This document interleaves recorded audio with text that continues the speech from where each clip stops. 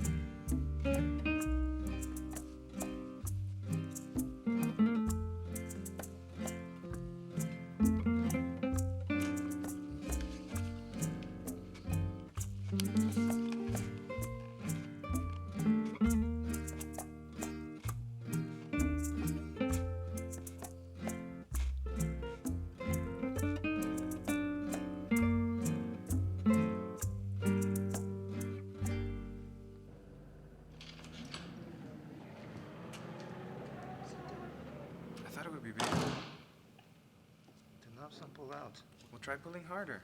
Be careful, don't break it. What's that thing over there? What? That metal switch. I don't know. Try it. We'll flip it and see. Okay. Well, what's it doing? I don't know. What'd you just do? Just Whoa, it's a música.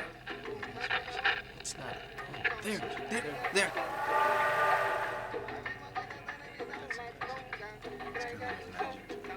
Dad, can I turn it on? Flip the switch back.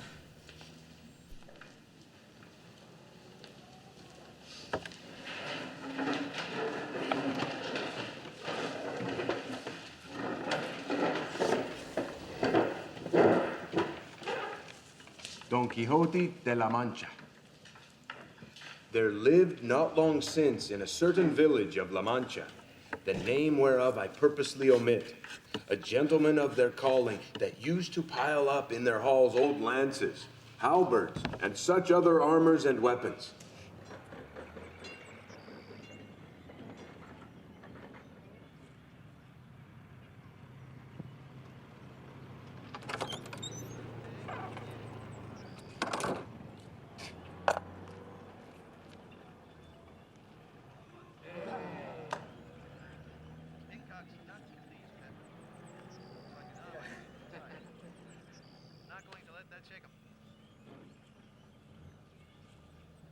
Up. Here's the pitch. Swings and miss. Here comes the pitch. The connection. Long fly ball into deep left field. It's going. It's going. It's gone. Stop making it. It's his first home run of the season. That's the stuff, kid.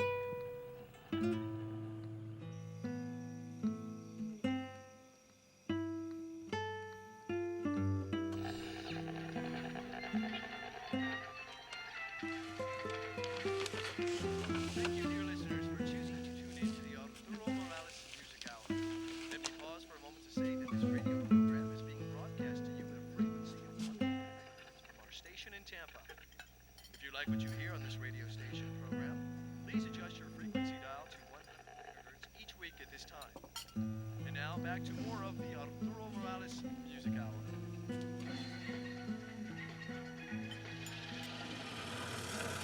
It was an exciting day for Major League Baseball fans yesterday.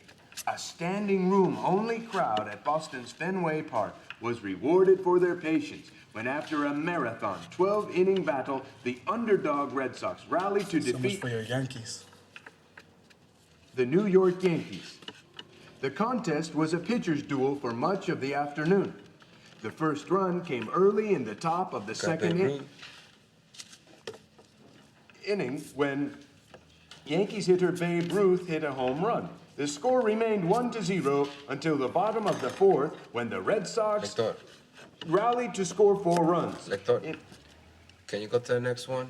I heard this game yesterday.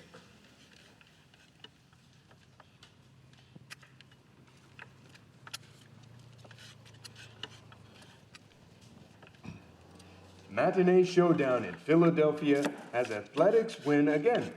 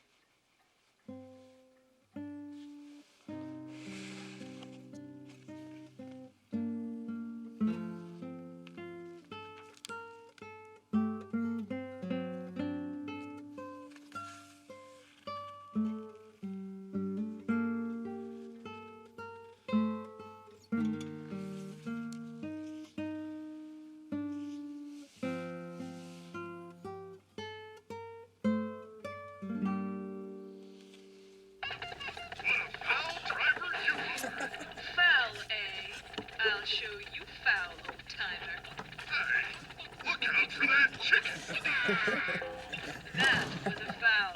Let me out of this foul contraption! If it's so foul, then I'll wash it off. See here! Here! Look out for that cup! That was a foul. Say, watch out! That's old Constable Skinner walking his feathered dog! Feather, eh? That was a...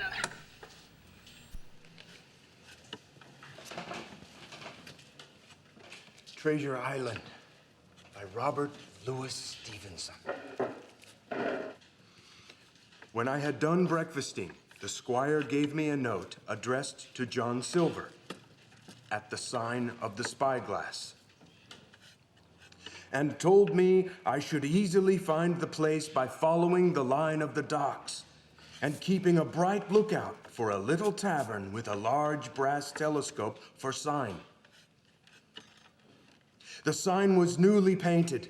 The windows had neat red curtains. There was a street on either side, and an open door on both, which made the large, low room pretty clear to see in spite of clouds of tobacco smoke.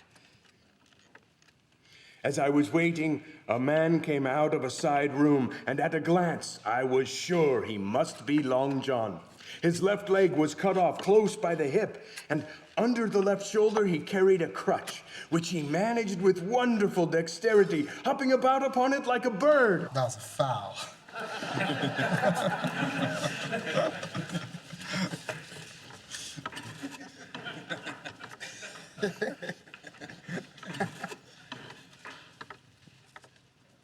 He was very tall and strong, with a face as big as a ham.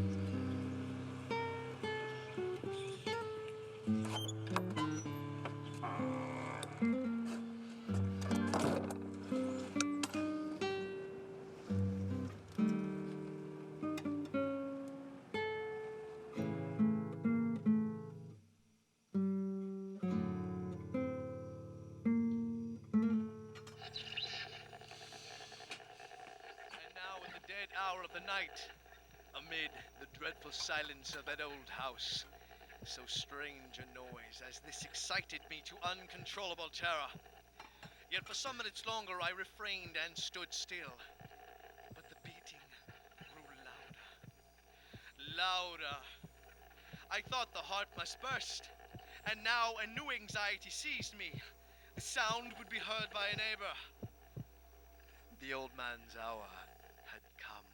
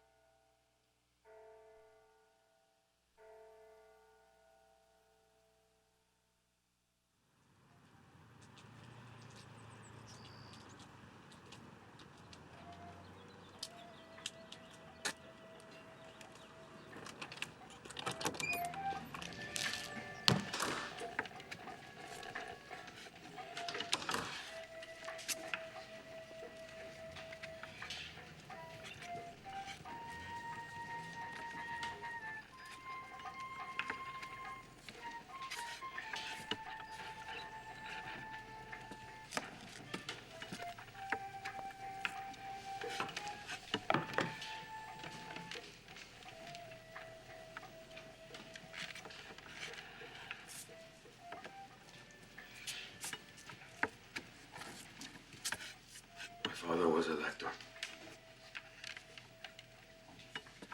He sat on this very platform and read to your fathers.